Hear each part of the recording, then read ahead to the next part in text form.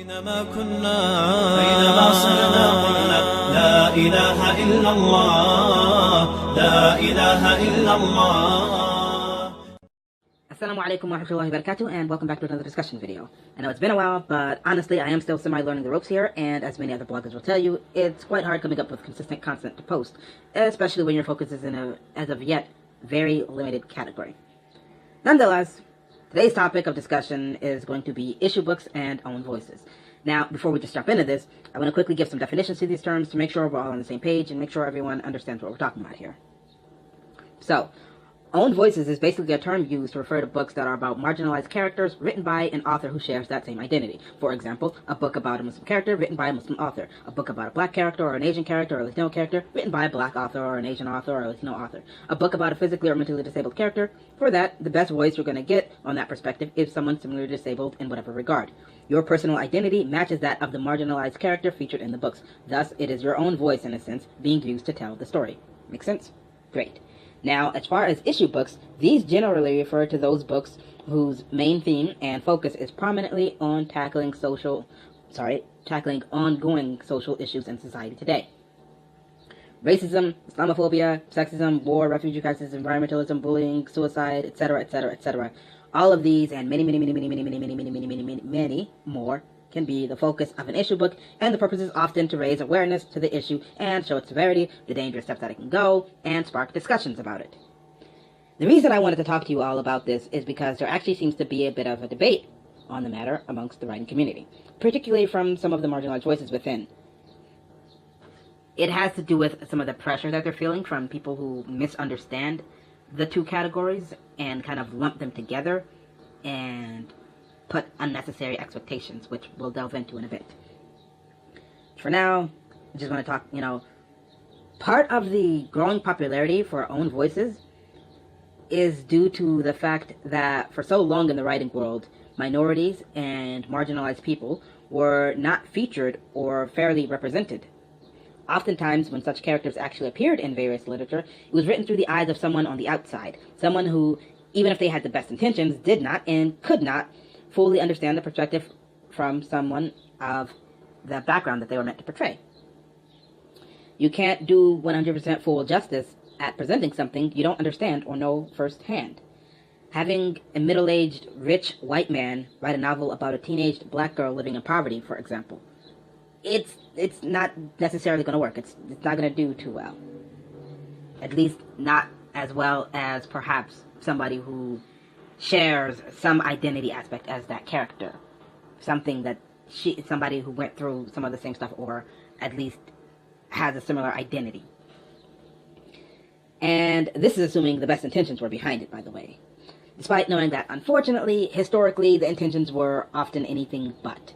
For so long, people of color, women, and other marginalized categories have been written with mean-spirited, satirical portrayals, and the characters were often caricatures and stereotypes of those backgrounds, more so than any real attempts at representation. Own voices is about reclaiming one's own story, telling it with one's own voice, speaking your truth. It doesn't necessarily mean writing about your exact experiences or life. In fact, a large percentage of own voices books are completely fictional.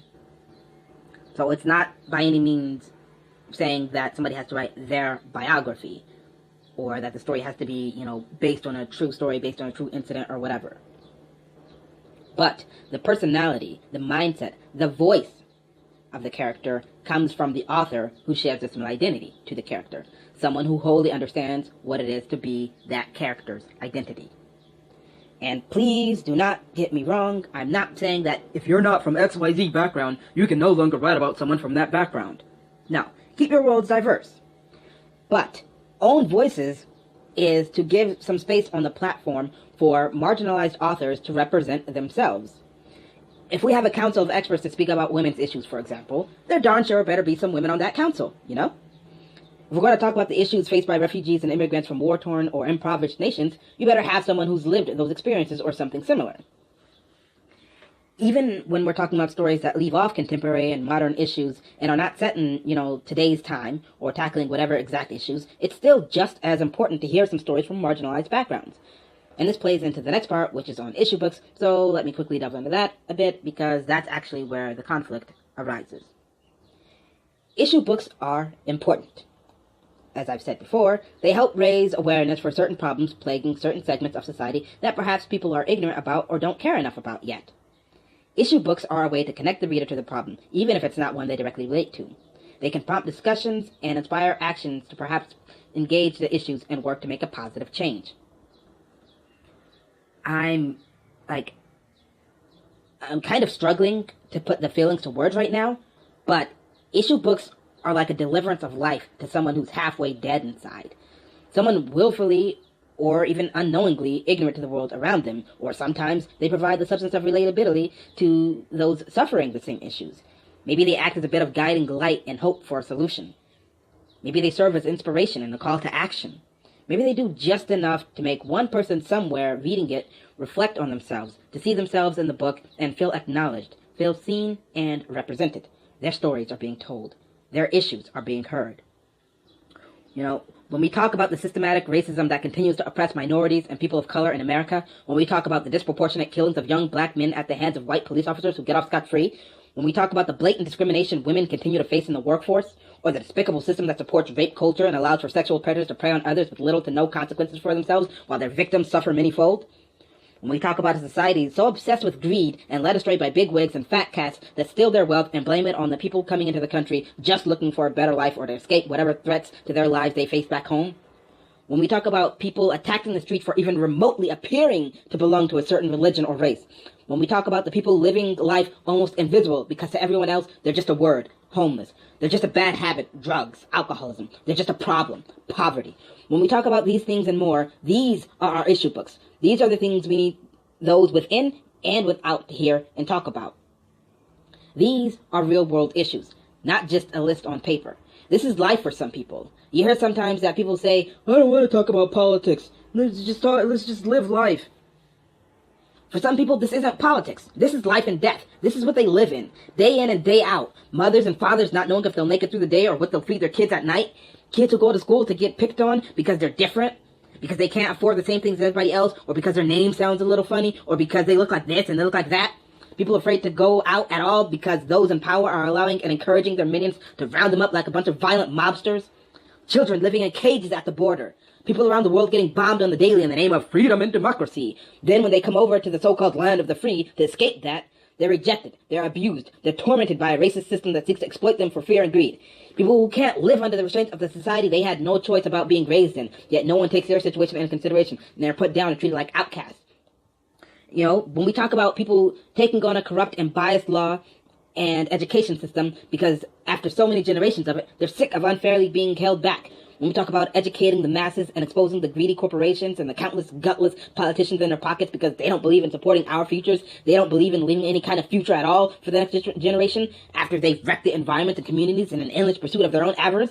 When we talk about people who, by no right and no fault of their own, have to fear their so-called protectors on and off the streets, people whose every move is the difference between life and death, the most extreme of consequences in a game designed for them to lose. These issues matter, and they need to be heard on every level, according to what's appropriate. Sometimes that means a light version in a children's book to teach them empathy and let them learn lessons against bullying and bad behavior. Some for middle grade to reinforce these ideas, and in young adults to give them the inspiration to make a better world as they grow. And our books for those able to make a change now. On some level or another, these issues have to be talked about. They needn't all be presented in a miserable and morbid manner, of course, but they shouldn't be ignored and not talked about at all.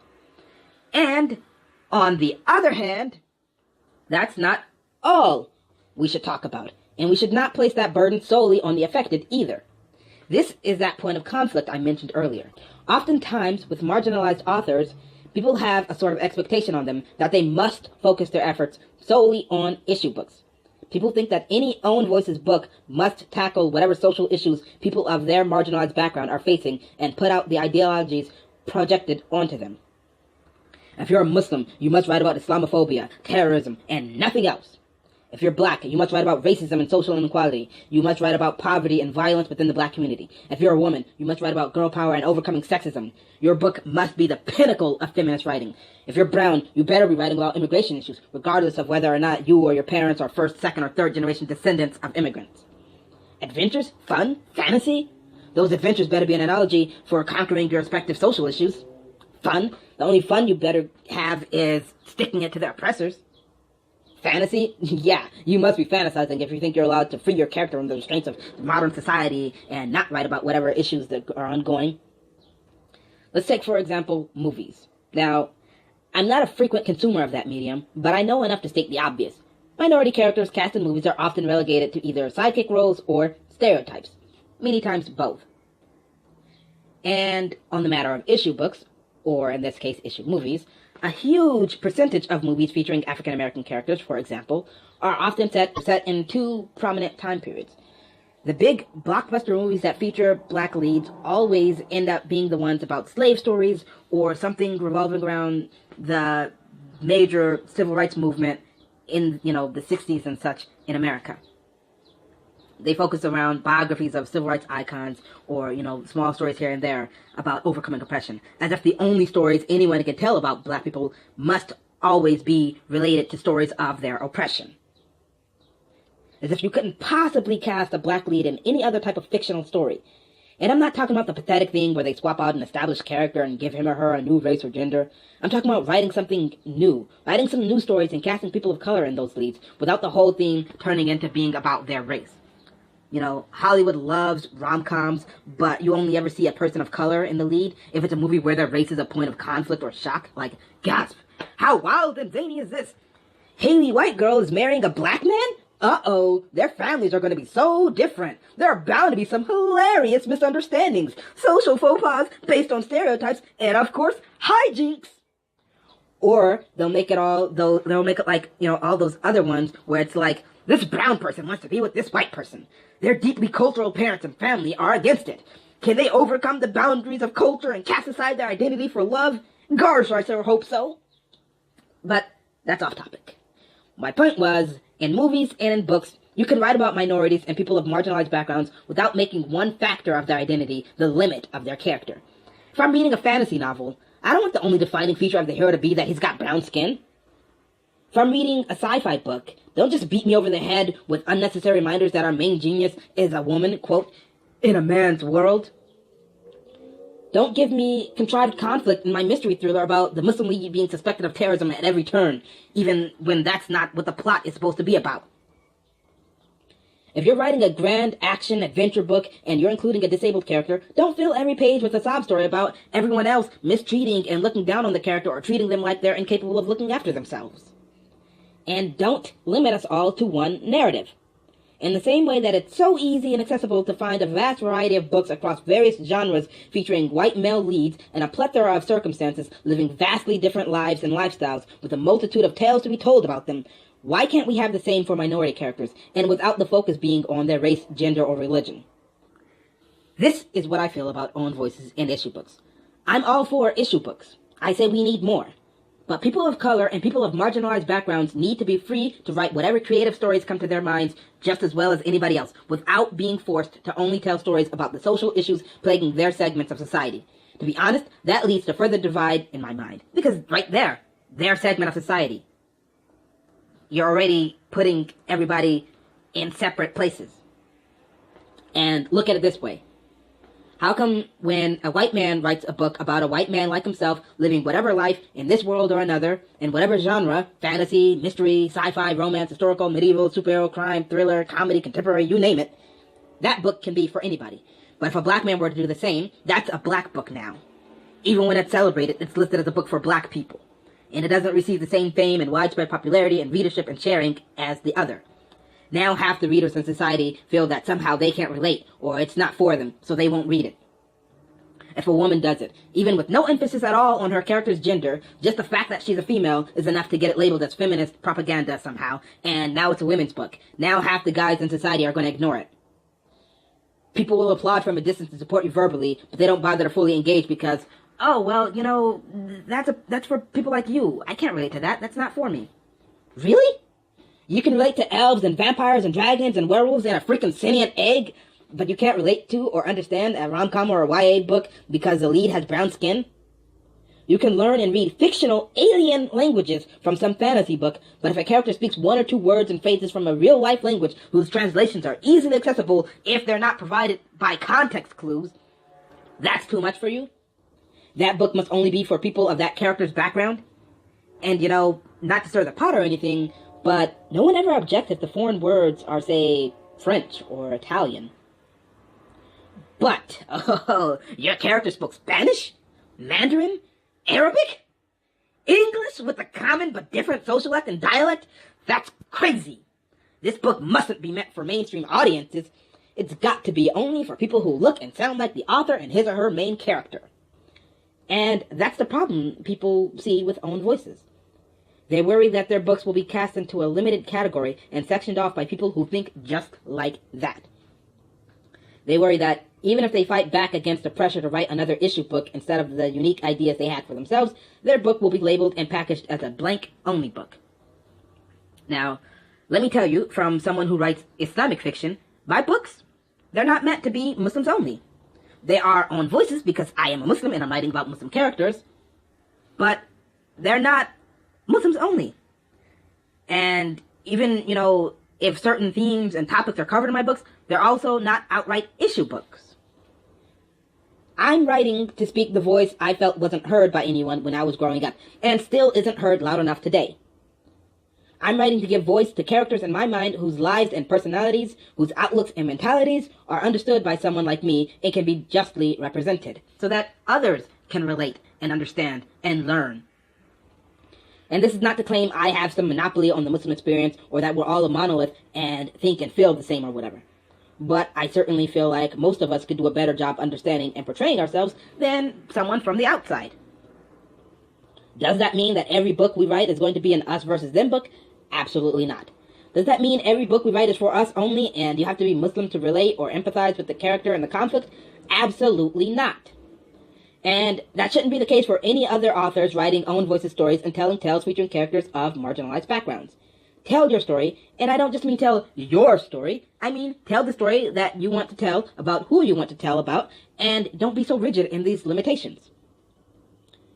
Fiction stories already rely on the suspension of disbelief to some extent, so don't let anybody tell you, oh, it's not believable or acceptable to make your lead such and such race and ethnicity without suffering such and such related issues. You want to write a book about a medieval black Muslim prince slaying a dragon and saving the kingdom? Don't let anybody tell you he has to be scoffed at and abused for his race or start out as the oppressed slave for it to make sense.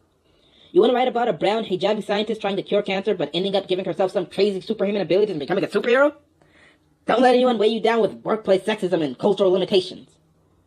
You want to write a romantic comedy novel about a Native American girl with one of the countless invisible illnesses that people suffer from, falling in love with a Puerto Rican pizza delivery boy while also pursuing her fledgling career as a biomechanical engineer? Go for it.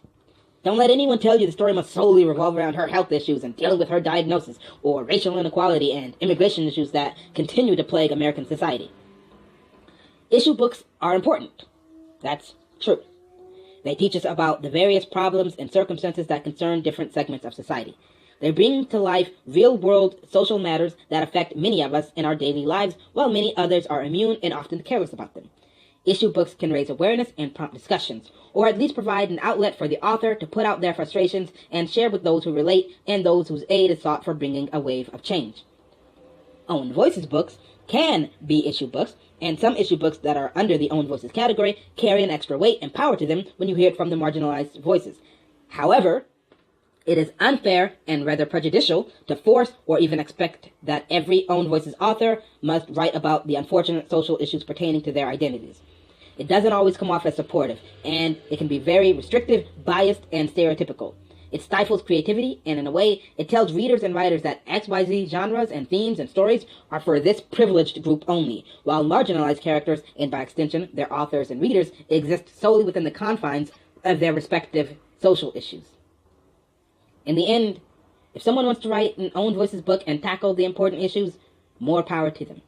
And if someone wants to write an Own Voices story so people like them can see themselves in places society previously did not let them be, more power to them. Let people share their own voices. And that's all I have for today. I hope you enjoyed, and I'd love to hear back from you. What are your thoughts on the debate? Where do you stand on own voices and issue books? And, oh, I just want to throw this out there. Even though I focused heavily on own voices, this also does not mean that each person is limited to only writing characters like themselves either. You don't have to write about whatever background you're from if that's not what you're, that's not what's in your mind. You don't have to do that. Own voice is a choice to write under, but it's not a must. So, part of the problem I think some of the people have in this is that they get a lot of backlash when they write a character that's not from the same background as them. People are like, how come you didn't make it like you, and blah, blah, blah. You don't have to do that. Just because you personally come from a certain marginalized background doesn't mean your characters must reflect that. So, I hope that's understood. But anyways, please be sure to join the discussion by leaving your thoughts and comments down below. Thank you all for listening, and I'll see you next time, inshallah. Assalamu alaikum wa rahmatullahi wa barakatuh. أينما كنا أينما صرنا لا إله إلا الله لا إله إلا الله لا إله إلا الله لا إله إلا الله